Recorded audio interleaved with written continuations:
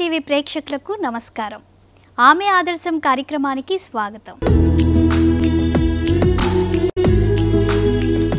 ఇక్కడ ఎంతో మంది దిక్కులేని వారికి అనాథలను చెరదీసి వారి జీవితానికి ఒక భరోసాగా, వారికి శ్వాసగా ఆశ్రయం కల్పిస్తున్నారు. ఈనాటి ఆమె ఆదర్శం కార్యక్రమంలో శ్రీమతి రాధిక గారు ఈ వారం ఆదర్శ మహిళ.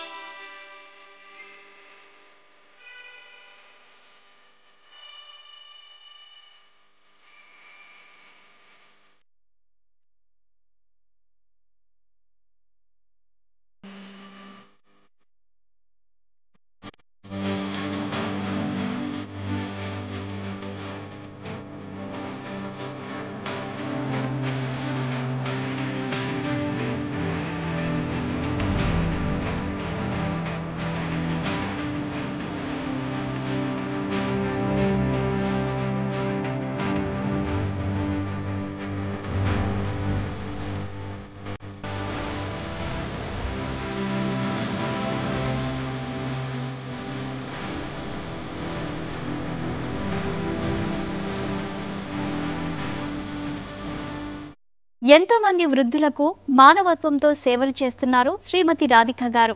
వారి సేవలో అంకిత భావం, వారి ఆంతర్యం, బాల్యం, వారు ఎక్కడ జన్మించారు, వారి మాటల్లోనే తెలుసుకుందాం. నమస్కారం అండి. దివ్యవాణి టీవీ ప్రేక్షకులకు అందరికీ నమస్కారము. నా పేరు రాధిక. మాది సొంతూరు కడప డిస్ట్రిక్ట్. మేము చిన్నప్పుడు కర్ణాటకలో ఉండేవాళ్ళమే. మా నాన్న పేరు సుబ్బారావు, మా అమ్మ పేరు లక్ష్మి. మా నాన్నకి స్టీల్ షాపులు ఉండేటివి కర్ణాటకలో. కొన్ని సంవత్సరాల తర్వాత నాకు ఒక 16-17 సంవత్సరాలు వచ్చే వరకు కొంచెం నాన్నకి అనారోగ్యంతో అక్కడ ఉన్నవన్నీ వదిలేసి మా సొంతూరుకి కడప డిస్ట్రిక్ట్కి రావడం జరిగింది. అక్కడి నుంచి నేను హైదరాబాద్కి పని కోసం వచ్చాను. వృద్ధుల భవిష్యత్తు కోసం వారికి కావలసిన సదుపాయాలు అందించడం అంత ఈజీ కాదు. అసలు ఈ లాహిరి ఓల్డ్ ఏజ్ హోమ్ను ఎప్పుడు స్థాపించారో, ఈ వృద్ధుల ఆశ్రమం స్థాపనకు ముఖ్య ఉద్దేశం ఏమిటో రాధిక గారి మాటల్లోనే తెలుసుకుందాం. ఈ లహరి ఓల్డ్ ఏజ్ హోమ్ 2011లో స్టార్ట్ చేశాము. ఒక్క అమ్మతో స్టార్ట్ చేశాము. నా ముఖ్య ఉద్దేశం ఏంటంటే, వీళ్ళు చివరి రోజుల్లో ఉంటారు. వృద్ధాప్యమానంగా వీళ్ళు ఎన్నో తిప్పలు పడి, ఎన్నో కష్టాలు పడి వీళ్ళు ఇక్కడి వరకు వచ్చారు. ఇంకా మిగతా జీవితం కూడా వీళ్ళు నీళ్ళు లేక, అన్నం లేక బాధపడకూడదు. చివరి రోజులు వాళ్ళు సంతోషంగా ముగించాలనే నా ముఖ్య ఉద్దేశం. వాళ్ళకి టైంకి భోజనం ఉండాలి, పడుకోవడానికి బెడ్, అన్ని సౌకర్యాలతో వీళ్ళకి మంచిగా చివరి రోజులు ప్రశాంతంగా గడపాలనేది నా ముఖ్య ఉద్దేశం. ఏదైనా ఒక సంస్థను ముందుకు తీసుకెళ్లడం సులభం కాదు. అది ఎంతో శ్రమతో కూడుకున్న పని. ఎన్నో ఒడిదుడుకులతో కత్తి మీద సాము లాంటిది. ఈ ఓల్డ్ ఏజ్ హోమ్ను ఎంతో ఓర్పుతో, నేర్పుతో రాధిక గారు ఇక్కడ ఇంత సేవ ఎలా చేయగలుగుతున్నారో వారి మాటల్లోనే విందాం. వీళ్ళని చూసుకోవడం చాలా చాలా కష్టము. కష్టమైనా సరే మేము ఇష్టంగా చేస్తున్నాము. ఎందుకంటే ఒక్కొక్కరు ఒక్కొక్క మైండ్ సెట్తో ఉన్నారు. కొంచెం మెంటలీగా సరిగ్గా లేని వాళ్ళు ఉన్నారు, సరిగ్గా ఉన్నవాళ్ళు ఉన్నారు, అట్లా అన్ని రకాలు ఉన్నారు. వీళ్ళని కొన్నిసార్లు మేము చాలా ఇబ్బంది పడ్డాం. కేవలం దేవుని కృప వల్లనే ఈ ఓల్డ్ ఏజ్ హోమ్ నడుస్తోంది. ఒకసారి అయితే చనిపోయినప్పుడు నా చేతిలో డబ్బులు లేనప్పుడు ఇక్కడ కాకతీయ హాస్పిటల్ ఉంది, హాస్పిటల్కి వెళ్ళి అక్కడ అంబులెన్స్ సార్ మేనేజ్మెంట్కి చెప్పి, సార్ ఇట్లా చనిపోయినారు సార్, నా దగ్గర ఇంతే ఉంది సార్, ఎక్కువ లేదు, మీరు కొంచెం శ్మశాన వాటిక వరకు వీళ్ళని తీసుకెళ్ళండి సార్ అని అంటే, ఆయన నా బాధ విని ఒప్పుకున్నారు. ఎవరైతే డ్రైవర్ ఉన్నారో ఆయన వచ్చి, అమ్మో వాసన వస్తుంది, ఆయన కాలు ఫ్రాక్చర్ అయ్యిండే, అట్లా తీసుకొని వచ్చినారు మన దగ్గరికి. ఆయన దాంతో చనిపోయినారు. అయితే ఇంకా ఈయన అంబులెన్స్ ఆయననేమో చాలా గందరగోళం చేసిండు. ఏందో ఇంత వాసన వస్తుంది, నేను ఇంకా ఎక్కువ డబ్బులు కావాలి అన్నారు. లేదండి, నేను అక్కడ సార్కి నేను బ్రతిలాడుకొని వచ్చినాను, నా దగ్గర ఎక్కువ లేవు, ఇంకా అక్కడ అంత్యక్రియల ఖర్చులు కూడా ఉంటాయి కదా అని అన్నాను. సరే అని చెప్పేసి ఆయనను ఇట్లా స్ట్రెచర్లో పనబెట్టుకొని నేను పక్కన కూర్చొని ఉన్నాను. ఆయనకి ఎక్కువ డబ్బులు ఇవ్వలేదని కోపం మీద రైమని తీసుకుపోయి ఇట్లా అంబులెన్స్ని ఇట్లా తిప్పేస్తున్నాడు. నేను పోయి ఆయన మీద పడుతున్నా. మళ్ళీ రైలు తీసుకెళ్ళి ఇట్లా తిప్పుతున్నాడు. ఆయన వచ్చి నా మీదకి ఇట్లా వాలిపోతున్నారు. అట్లా చాలా ఏడ్చుకుంటా, ఇంకా నోరు ఎత్తలేదు. ఎక్కడైనా ఏం చేస్తాడని చెప్పేసి నోరు ఎత్తకుండా ఏడ్చుకుంటూ శ్మశాన వాటిక వరకు వెళ్ళి అక్కడ దించిపిచ్చుకొని అక్కడ కూర్చొని మిగతా కార్యక్రమాలు పూర్తి చేసుకొని వచ్చాము. ఇట్లా కొన్నిసార్లు వీళ్ళకి భోజనానికి ఒకసారి అయితే టిఫిన్కి ఉంది, లంచ్కి ఏమీ లేదు. నేను మా వదిన వాళ్ళకి ఏం చెప్పినానంటే, మీరు గిన్నెలు అవన్నీ కూడా కడిగి పెట్టండి అమ్మా, నేను తెలిసిన వాళ్ళని ఎవరైనా అడిగి నేను బియ్యం అయినా తెస్తా, లేదా డబ్బులైనా నేను ఇప్పించుకొని వచ్చి వీళ్ళకి పెడదాము అని చెప్పి బయటికి వెళ్ళాను. వెళ్ళి వచ్చేసరికి వెళ్ళిన 2-3 అడిగితే, అయ్యో మా దగ్గర ఇప్పుడు లేదండి, మా ఆయన ఆఫీస్కి వెళ్ళారు. అట్లా 2-3 అడిగితే వాళ్ళు ఏదో ఒక సమాధానం చెప్పారు. 12:30 అవుతుంది, భోజనం టైం అవుతుంది. నాకు ఇంకా ఒక్కొక్క మెట్టు ఎక్కి లోపలికి వస్తున్నా, ఏడ్చుకుంటూ లోపలికి వస్తున్నా. అయ్యో వీళ్ళు నన్ను చూడంగానే నేను ఏదో ఒకటి తెస్తా వీళ్ళ కోసం అని ఎదురు చూస్తూ ఉంటారు, నేను వీళ్ళ కోసం ఏం తేలేకపోయినా దేవా ఎట్లా అని ఏడ్చుకుంటూ నేను లోపలికి వస్తున్నా. ఈ లోపల మా వదిన వంట చేసి అందరికీ వడ్డిస్తూ ఉంది. ఎక్కడి నుంచి వచ్చిందమ్మా, ఎవరు ఇచ్చారు అని అడిగితే ఎవరో ఒకరు వచ్చి 50 కిలోలు బియ్యం ఇచ్చి వెళ్ళారు, వీళ్ళందరి కోసం వండి పెట్టమని చెప్పి అన్నారు. ఆ విధంగా దేవుడు మాకు ఎప్పుడు ముఖ్యంగా అవసరమో, ఎప్పుడు ఇబ్బందులు ఉన్నామో మాకు దేవుడు హెల్ప్ చేసుకుంటూ, దేవుడు సహాయం చేసుకుంటూ వస్తూ ఉన్నారు. ఈ హోంలో దాదాపుగా 40 మందికి పైగా వృద్ధులను ఎంతో ప్రేమతో, అనురాగంతో, ఆదరణతో అమ్మగా ప్రతి విషయంలో అందరినీ ఒకే రీతిగా తన ఆప్యాయతను అందిస్తూ ఒంటరిగా ఈ బరువు బాధ్యతలను ఎలా మోస్తున్నారో వారి మాటల్లో విందాం. వీళ్ళ ఆరోగ్యపరంగా అయితే మేము టాబ్లెట్లు, దగ్గు, జలుబు, జ్వరానికి అవి మాత్రం ఇంట్లో తెచ్చి పెట్టుకొని ఉంటాము. వాళ్ళకి ఇబ్బంది అయినప్పుడు వేస్తూ ఉంటాము. అంతకు మించి ఏమైనా అయితే గవర్నమెంట్ హాస్పిటల్కి తీసుకెళ్తూ ఉంటాము. ముఖ్యంగా ఇక్కడ పని వాళ్ళు ఎవరూ లేరు, అన్ని పనులు మేమే చేసుకుంటాం. మా అమ్మ నాన్నలను ఎట్లా చూసుకుంటామో అట్లా చూసుకుంటూ ఉంటాం. క్లీనింగ్ కానీ, వాళ్ళకి స్నానాలు చేపించడంలో కానీ అన్నిట్లో మేము సంతోషంగా వీళ్ళందరికీ సేవలు అందిస్తూ ఉంటాం. అదే రీతిగా నా కూతుర్ని బీఎస్సీ నర్సింగ్ చదివిపిస్తున్నాను. నా కూతురు పేరు లహరి. ఎందుకంటే మేము చిన్న వాటికి హాస్పిటల్ చుట్టూ ఉరకకుండా మా పాపనే వీళ్ళకి అన్నీ చేయొచ్చు ట్రీట్మెంట్ అనే ఉద్దేశంతో, ముఖ్య ఉద్దేశంతో పాపని బీఎస్సీ నర్సింగ్ చదివిపిస్తున్నాను. నమస్కారం అండి, నా పేరు లహరి, మా మమ్మీ పేరు రాధిక. నేను 8 ఇయర్స్ ఉన్నప్పుడు మా mummy Lahari old age home start చేసింది. మా ఓల్డేజ్ హోమ్లో 40 మెంబర్స్ ఉన్నారు. అండ్ దెన్ వాళ్ళు నన్ను ఎలా ట్రీట్ చేశారంటే, వాళ్ళ సొంత మనవరాలుగా నన్ను ట్రీట్ చేస్తూ, ఎవరైనా విజిటర్స్ వచ్చి వాళ్ళకి బిస్కెట్స్, చాక్లెట్స్ అట్లా ఏమైనా ఇస్తే నేను స్కూల్ నుంచి వచ్చేంత వరకు వెయిట్ చేసి నన్ను పిలిచి నా దగ్గర కూర్చోపెట్టుకొని నాకు తినిపించి, వాళ్ళు అన్నం తినేటప్పుడు కూడా నాకు తినిపించి చాక్లెట్స్, బిస్కెట్స్ అవి వాళ్ళు దాపెట్టి కూడా నాకు ఇస్తూ ఉంటారు. నాకు గాడ్ గ్రేస్ వల్ల అందరికీ ఒక్క అమ్మమ్మ తాత ఉంటారు. నాకు 40 మెంబర్స్ అమ్మమ్మ తాతలు ఉన్నారు. వాళ్ళ మధ్యలో నేను చాలా హ్యాపీగా ఉన్నా. నేను బీఎస్సీ నర్సింగ్ 3rd ఇయర్ చదువుతున్నా, కేవలం ఓల్డేజ్ హోమ్ కోసమే. ఎందుకంటే మా మమ్మీ పడే కష్టాలు అవన్నీ నేను లైవ్లో చూస్తున్నాను. వాళ్ళకి మెడిసిన్స్ కావాలన్నా, హాస్పిటల్కి తీసుకెళ్లాలన్నా, సో దానికోసమే నేను బీఎస్సీ నర్సింగ్ చేస్తున్నాను. మా ఓల్డేజ్ వాళ్ళకి మేమే ట్రీట్ చేసుకొని మా అమ్మమ్మ తాతలకి మేమే చూసుకోవచ్చు అనే ఉద్దేశంతో. మనందరికీ తెలుసు, ఒక కుటుంబంలో ఒక తండ్రి తన పిల్లల పోషణకు ఎంత కష్టపడతాడో, ఎన్ని విధాల వారి ఆకలి తీర్చడానికి ఎంతో కృషితో తన బాధ్యతను నిర్వహిస్తాడో. మరి ఇక్కడ ఇంతమంది ఆకలిని తీర్చడానికి ఆర్థిక పరిస్థితులను తట్టుకొని రాధిక గారు ఈ లహరి ఓల్డేజ్ హోమ్ను ఎలా ముందుకు నడిపిస్తున్నారో ఇప్పుడు విందాం. ఆర్థికంగా అంటే ముఖ్యంగా మేము ఇక్కడ పనివాళ్ళు లేకుండా అన్ని పనులు మేము చేసుకుంటున్నాం. అదొకటి. మేము ఫ్రైడే రోజు మార్కెట్ జరుగుతుంది, కూరగాయలు అవి. అయితే మేము ఏం చేస్తామంటే కొంచెం లేటుగా వెళ్తాము. లేటుగా వెళ్తే తక్కువ రేటుకి ఎక్కువ కూరగాయలు ఇస్తారు. మంచివన్నీ వీళ్ళకి వండి పెడతాము. కొంచెం బాగాలేనిటివన్నీ మాకు ఆవులు ఉన్నవి, వాటికి వేస్తూ ఉంటాము. తర్వాత ఆవుల పాలు వల్ల మేము ఇక్కడ ఉదయం సాయంత్రం టీకి వాడతాము, తర్వాత మజ్జిగకి, పెరుగుకి వాడతాం. బయట కొంతమందికి కూడా మేము అవి పాలు అమ్ముతాము. ఆ విధంగా కూడా మాకు కొంత హెల్ప్ అవుతుంది. తర్వాత వీళ్ళకి షేవింగ్ అవి అన్ని విషయంలో కూడా మేమే ఇక్కడ మా పాప కానీ అట్లా మేమే చేస్తూ ఉంటాము. అది బయట నుంచి మంగళాన్ని పిలిస్తే ఒక్కొక్కరికి 200 ఇమ్మంటారు. ఒక్కొక్కసారి అసహించుకుంటాడు, వీళ్ళకి పేలు ఉన్నాయి, పుండ్లు ఉన్నాయి తలలో, అంతా నేను ఇక్కడ వస్తే నా టైం వేస్ట్ అట్లా అంటారు. 1-2 సార్లు చూసాం, తర్వాత అది కూడా మేమే చేసుకుంటాము. అన్ని పనులన్నీ కూడా మేమే చేసుకుంటాం కాబట్టి మాకు ఇబ్బంది లేకుండా ఇదవుతూ ఉంది. లేదా పని వాళ్ళని పెట్టుకొని చేయాలి అవన్నీ అంటే చాలా కష్టం అవుతుంది. మేము బోడుపల్లో ఉన్నప్పుడు మాకు చాలా బాగుండేది, ఎందుకంటే అక్కడ రోడ్డుకి దగ్గరలో ఉండేది. చాలామంది తిరిగేవాళ్ళు, తిరుగుతూ ఇట్లా చూసి అయ్యో ఇట్లున్నారా అని చెప్పేసి దన్ను మన ఎవరికి తోచిన హెల్ప్ వాళ్ళు చేసేవాళ్ళు.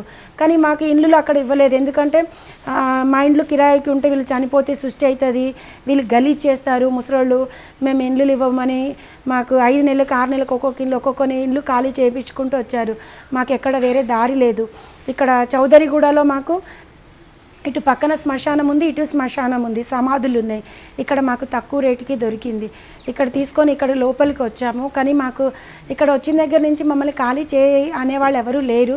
కాకపోతే వచ్చే విజిటర్స్కి చాలా దూరం అవుతుంది. మీ దగ్గరికి రావాలంటే ఒక బండన్ ఉండాలి, కారన్ ఉండాలి, అవి ఉంటేనే మీ దగ్గరికి రాగలము అని కొంతమంది విజిటర్స్ ఇంత దూరం ఉందని చెప్పి రావడం మానేస్తున్నారు. దాంతో మేము కొన్ని ఇబ్బందులు పడుతూ ఉన్నాము. నా పేరు వి చంద్రశేఖర్, వి అంటే వేలం. మా నాన్నగారి పేరు వివి నరసింహ శర్మ. నేను ఇక్కడికి ఈ హోమ్లోకి వచ్చి సంవత్సరం పైన అయింది. సంవత్సరం వచ్చినప్పుడు నాకు హై బీపీ ఎక్కువగా ఉండేది. నేను ఎక్కువ నిలబడలేను, నేను నడవలేను. అందుకని ఆ ఉద్దేశంతో నేను స్కూల్లో పనిచేసేవాడిని. స్కూల్లో పనిచేసేటప్పుడు ఏమైందంటే హెచ్ఎంగా పనిచేశాను, హెడ్ మాస్టర్గా. అప్పుడు మా మేనేజ్మెంట్ ఏం చేసిందంటే నువ్వు దీనికి ఉద్యోగానికి పనికిరావు అనే ఉద్దేశంతో తీర్మానించి రెస్ట్ తీసుకోమని చెప్పారు. ఆ రెస్ట్ తీసుకోవడం తర్వాత ఇక్కడికి రావడం మొదలైంది. ఆ వచ్చిన తర్వాత ఇక్కడ వాళ్ళు చాలా బాగా చూసుకుంటున్నారు నన్ను. ఎట్లంటే వాళ్ళు ఇచ్చే పాలు కానీ, పెరుగు కానీ, లేకపోతే బటర్ మిల్క్ కానీ ఇవన్నీ చాలా సవ్యంగా, చాలా ఇదిగా ఉంటుంది. అని భోజనం కూడా చాలా బాగా ఉంటుంది ఇక్కడ. ప్లస్ ఇంకా చూసుకోవడం కూడా చాలా బాగా చూసుకుంటారు వీళ్ళు. ఆ ఉద్దేశంతో ఇక్కడ వచ్చి సంవత్సరం 6 నెలలు అయింది నేను ఇక్కడికి వచ్చి. ఇక్కడ చాలా బాగా ఉన్నాను నేను, ఇక్కడ ఆనందంగా ఉన్నాను నేను. ప్లస్ ఇంకోటి ఏంటంటే ముఖ్యమైన విషయం, నా వయసు 68 సంవత్సరాలు. I'm Dale Sanjay Paul. I came here because my father expired. I have no other persons who can take care of me. I'm paralyzed. I'm paralysis. Because I'm a paralysis, I'm brought here. The home is taking care of me well. The food is good. Everything is good, sir. Everything is good here. They're taking care of us, or hospitalizing us whenever we are sick and all that. Hospitalizing us. ఆమె ఆదర్శం కార్యక్రమంలో ఇప్పుడు ఒక చిన్న విరామం తీసుకుందాం. ఆమె ఆదర్శం కార్యక్రమానికి తిరిగి స్వాగతం. లహరి ఓల్డేజ్ హోమ్లోకి వృద్ధులు ఎలా వస్తారు, వారికి ఆశ్రయం ఇక్కడ ఎలా దొరుకుతుంది, శారీరక వికలాంగులు ఇక్కడకు వచ్చినప్పుడు ఎలా ప్రవేశం కల్పిస్తారు, పోలీసుల సహకారం ఎలా ఉంటుంది, కొంతమంది పిల్లలను తల్లిదండ్రులు అనాథలను చేసి రోడ్డు మీద వదిలేసి పోతూ ఉంటారు. ఈ వివరాలేంటో రాధిక గారి మాటల్లోనే తెలుసుకుందాం. సార్, మా దగ్గరికి ఎక్కువ శాతం పోలీసులు తీసుకొస్తారు సార్. మిస్సింగ్ వాళ్ళని, ఎవరు చూసుకోలేని వాళ్ళు, అట్లాంటి వాళ్ళని పోలీసులు మా దగ్గరికి తీసుకొస్తారు. అయితే మా దగ్గర ఉన్న వాళ్ళు 40 మందికి ఒక్కొక్కరికి ఒక్కొక్క సమస్య సార్. 40 మంది ఉంటే 40 రకాల సమస్యలతో మన దగ్గరికి వచ్చి ఉన్నారు సార్. ఒక ఆయన చంద్రశేఖర్ సార్ ఉన్నారు పైన. ఆయన హెడ్ మాస్టర్గా పనిచేశారు. కానీ ఆయనకు పెళ్ళి లేదు, పిల్లలు లేరు. ఆయన ఇప్పుడు పరిస్థితి ఐబీపీ వల్ల ఆయనకు తీసేశారు. ఇప్పుడు 65 సంవత్సరాలు ఉన్నాయి ఆయనకి. పనిలోంచి తీసేశారు. ఆయనకు వేరే దారి ఎవరు లేరు. ఆయనను ఎవరైతే చదివించిండో, స్కూల్లో టీచర్గా చెప్పిండ్రో ఆ పిల్లలు మన పాస్టర్ గారితో కలిసి ఇట్లా ఓల్డేజ్ హోమ్ కావాలి, మంచిగా చూసుకునేది ఒకటని అడిగి మన దగ్గరికి తీసుకొని వచ్చి ఆయనను దించారు. అట్లా ఒక్కొక్కరిది ఒక్కొక్క రకమైన సమస్య. ఇంకొక అమ్మ ఇంద్రాణి అని ఉంది. అమ్మ వాళ్ళ కొడుకు అమెరికాలో ఉంటారంట. 5-6 నెలల నుంచి ఆమెకి డబ్బులు పంపించకపోవడంతో అక్కడ అపార్ట్మెంట్ వాళ్ళు ఆమెను పంపించేశారు. అక్కడున్న ఎవరో సోషల్ వర్కర్స్ పోలీసులకి చెప్పి వాళ్ళ ద్వారా మన ఓల్డేజ్ హోమ్ తెలుసు అని చెప్పేసి ఇక్కడికి తీసుకొచ్చి మన దగ్గర వదిలేశారు. అట్లా ఒక్కొక్కరు ఒక్కొక్క సమస్యతో వచ్చి ఉన్నారు. ఎక్కువ శాతం మన దగ్గరికి పోలీసు వాళ్ళు తీసుకొస్తారు మిస్సింగ్ వాళ్ళని. తర్వాత వాళ్ళు దొరికితే మళ్ళీ వాళ్ళు తిరిగి తీసుకెళ్తారు. మేము ఎక్కువ శాతం మేమే వాళ్ళు మన దగ్గరికి వచ్చిన తర్వాత వాళ్ళకి వారం 10 రోజులు మంచి ఫుడ్ పెట్టి మంచిగా చూసుకుంటే వాళ్ళ ఊరు ఎక్కడనో వాళ్ళ అడ్రస్, ఫోన్ నంబర్లు కొంతమంది చెప్పారు. ఆ విధంగా మేము కనుక్కొని ఫోన్లు చేసి వాళ్ళకి అప్పచెప్పినాము. వాళ్ళు ఆ టైంలో ఒక ఆమె కర్ణాటక నుంచి వచ్చి ఉంది. వాళ్ళ చిన్న బాబు 7 సంవత్సరాల బాబు ఉన్నాడంట ఆమెకు. ఆమె వచ్చేసి దగ్గర 8 సంవత్సరాలు అయిపోయిందంట. మన దగ్గరికి తీసుకొచ్చారు. మనం ఎర్రగడ్డ హాస్పిటల్లో జాయిన్ చేస్తే ఆమె పిచ్చి తగ్గి అన్నీ చెప్పేసింది. అట్లా మేము ఆ విధంగా అడ్రస్ కనుక్కొని వాళ్ళకి ఫోన్ చేస్తే వాళ్ళు వచ్చి ఎంత ఏడుస్తున్నారంటే కింద పడి మినబడి ఏడుస్తున్నారు. మేము వెతకని ఊరు లేదు, తిరగని స్థలం లేదమ్మా, అన్నీ వెతికినాం, చనిపోయిందని వదిలేసుకున్నాం, చివరికి మీ దగ్గర దొరికింది, మాకు చాలా సంతోషమని ఆ విధంగా వాళ్ళు తీసుకెళ్లారు. అట్లా కూడా చాలామందిని అప్పగించి ఉన్నాము. ఇప్పుడు ప్రస్తుతం ఉన్న వాళ్ళ కోసం ఇంకా ఎవరు అయితే రాలేదు, వీళ్ళు ఇట్లనే ఉండిపోయినారు. ఎందుకంటే వీళ్ళకి కొంతమందికి మానసిక పరిస్థితి బాగలేదు, అంటే వాళ్ళు ఏం చెప్పలేకపోతున్నారు, ఇంకా ఏం చేయలేము, వాళ్ళు అట్లనే ఉండిపోయినారు. నా పానం బాగాలే కానీ నడుములు కాలు చేతులు పడిపోతే వీడికి వచ్చినాకనే మంచిగా అయినా. ఎవరు లేరు, నాకు పిల్లలే కాలేదు, మంచిగా చూసుకుంటారు. మరణం అందరికీ తప్పని శరణం. అంత్యక్రియలు చేయాలంటే ఎంతో ఖర్చుతో కూడిన పని. అంతేకాదు రకరకాల కులస్తులు ఉంటారు. కానీ లహరి ఓల్డేజ్ హోమ్లో ఎవరు మరణించినా వారి వారి పద్ధతి ప్రకారం అంత్యక్రియలు నిర్వర్తించే బాధ్యత కూడా రాధిక గారు తీసుకుంటారు. ఈ వివరాలేంటో వారి మాటల్లో విందాం. ఎవరైనా అనారోగ్యంతో మరణిస్తే వాళ్ళ అంత్యక్రియలు అవన్నీ కూడా మేమే చేయాల్సి ఉంటుంది, మేమే చేస్తాం. ఇంతవరకు కూడా మేము దగ్గర 30-40 మందికి కూడా అంత్యక్రియలు మేమే చేసి ఉన్నాము. ఇంకా మన దగ్గర ఇన్ని రోజులు చివరికి ఇది అయిపోయినప్పుడు ఆ కార్యక్రమాలు కూడా మేమే మా చేతులతో మేము చేస్తాము. నా పేరు రాజ్యలక్ష్మి. నేను గాంధీనగర్, హైదరాబాద్ గాంధీనగర్ నుంచి వచ్చానండి. నాకెవ్వరు లేరు ఇక్కడ హైదరాబాద్లో. 2 సిస్టర్స్ ఉండేవారు గారు, వాళ్ళిద్దరు చనిపోవటం వల్ల నేను ఒంటరిదాన్ని అయిపోయి ఇక్కడికి వచ్చేసాను. 6 months అయిందండి నేను వచ్చి. రాధిక మేడం గారు అందరూ ఆవిడే నన్ను రిసీవ్ చేసుకున్నారు. వచ్చినప్పుడు అందరూ బాగా చూసుకుంటున్నారండి. సార్లు కూడా ఏదైనా నాకు అనారోగ్యం వచ్చిందంటే వెంటనే ఇంట్రెస్ట్గా వాళ్ళు అన్నీ చూసుకొని తీసుకెళ్ళి హాస్పిటల్కి కూడా తీసుకెళ్ళి అన్నీ మందులు రాయించి తీసుకొస్తున్నారండి. వాళ్ళే తెచ్చిస్తున్నారు అన్ని మందులు కూడా. ఇక్కడ ఏ కష్టం లేదు, నిజానికి చాలా బాగా చూసుకుంటున్నారు. చిన్నోళ్ళ దగ్గర నుంచి పెద్దోళ్ళ దాకా ఆడ మగ కూడా అందరూ ఎంతో ఇంట్రెస్ట్గా చూసుకుంటారండి. అందరు పెద్దవాళ్ళు తిడతారు కానీ వాళ్ళు మాత్రం వాళ్ళు ఎవరిని ఏమీ అనరు. అది ఇక్కడ మంచి ఇది ఉంది సార్. అందరు జాలి దయ అందరికీ. సమాధుల సమస్య అంటే మన దగ్గర ఉన్న వాళ్ళు అన్ని రకాల వాళ్ళు ఉన్నారు. హిందూస్ ఉన్నారు, ముస్లిమ్స్ ఉన్నారు, క్రిస్టియన్స్ ఉన్నారు, అందరూ ఉన్నారు. మన ముఖ్య ఉద్దేశం ఎవరైతే అవసరంలో ఉన్నారో వాళ్ళని చూసుకోవడమే మన ఉద్దేశం. అట్లాంటి వాళ్ళు ఉన్నప్పుడు వాళ్ళు చెప్తారు కొంతమంది, అమ్మ నేను చనిపోతే నన్ను బూడ్చాలి అట్లా చెప్తూ ఉంటారు. వాళ్ళ ఇష్ట ప్రకారమే మేము చివరి అంత్యక్రియలు చేస్తాము. ఇంకా అంబులెన్స్ని పిలుచుకొని అట్లా ఆ సమయంలో అయితే మేము చాలా బాధపడతాము, ఇబ్బంది పడతాము కూడా. ఎందుకంటే సడన్గా 10-15 వేలు డబ్బులు కావాల్సి ఉంటుంది. వాళ్ళు చనిపోరా మనకి ఎప్పుడు ఇది అవుతారో తెలీదు. మంచిగా చివరికి బాగలేని సీరియస్ కండిషన్ వరకు వెళ్ళి బాగా అయిన వాళ్ళు కూడా ఉన్నారు. అక్కడ వరకు వెళ్లకుండా మంచిగా ఉండి దన్నుమని ఇది అయిపోయిన వాళ్ళు కూడా ఉన్నారు. ఆ టైంలో అయితే మేము చాలా ఇబ్బంది పడతాము, బాధ కూడా పడతాము అంత్యక్రియల సమయంలో. నా పేరు అనంతమ్మ. కళ్ళు కనిపించలేవు, మొత్తం కాళ్ళు నడవనికి రాలే, కూర్చొనికి రాలే. రాధిక మేడం మంచిగా చూసింది. రాధిక మేడం ఆపరేషన్ చేయించింది. పొద్దున టిఫిన్ పెడతారు, మధ్యాహ్నం అన్నం పెడతారు, సాయంత్రం అన్నం పెడతారు, సాయంత్రం చాయ్ బిస్కెట్ ఇస్తారు. చాలా వరకు పొగడ్తలకు లొంగిపోని వారు, వాటికి పొంగిపోని వారు ఉండరు. చేసే సేవలో గుర్తింపు రాలేదని కొంతమంది బాధపడుతుంటారు. కొంతమంది వారి సేవలను గుర్తించి అవార్డు ప్రదానం చేస్తారు, శాలువాతో సత్కరిస్తారు. మరి రాధిక గారు చేస్తున్న సేవలకు ఎలాంటి అవార్డులు పొందుకున్నారో ఆమె మాటల్లో విందాం. మేము చేస్తున్న సేవను గుర్తించి కొన్ని స్వచ్ఛంద సంస్థలు మాకు అవార్డులు ఇచ్చి మమ్మల్ని ఇంకా ప్రోత్సహించారు. మీరు ఇట్లాంటి పని ఇంకా కూడా చేయాలి, మంచిగా చేస్తున్నారని చెప్పేసి దగ్గర 10-15 అవార్డులు కూడా వచ్చాయి మాకు. ఉమెన్స్ డేకి ఇస్తారు, అట్లా కొన్ని ప్రోగ్రామ్స్ అయినప్పుడు ఏవైనా వాళ్ళు ఫంక్షన్లు చేసుకున్నప్పుడు మమ్మల్ని ఇన్వైట్ చేసి ఈమె ఇట్లా సేవ చేస్తున్నారు వీళ్ళు అని చెప్పి మాకు సన్మానం చేసి మమ్మల్ని ప్రోత్సహించిన స్వచ్ఛంద సంస్థలు కూడా ఉన్నాయి చాలా.